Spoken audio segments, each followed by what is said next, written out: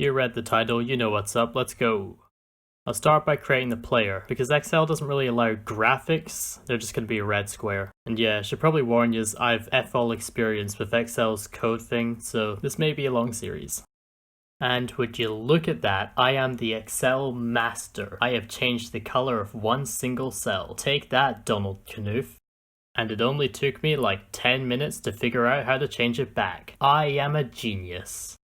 Okay, so it may look like I've made absolutely no progress, and that'd be correct. Oh, but cool stuff's about to happen. Just you wait, this is about to knock your socks right off. You're goddamn right I made the square move slightly to the left. And now I've got buttons, hell yeah. Right, now to make it so I can move in other directions. You might think that this would be a decent amount of work, but nah, it's just copy paste. A few minor edits here and there, we're good. Now I'm just gonna make buttons for the other directions. I can't really type in a downwards arrow, so we're just gonna have to trust that this button is the down button. Hey, look at it go, just moving about like a champ. You love to see it. Damn it.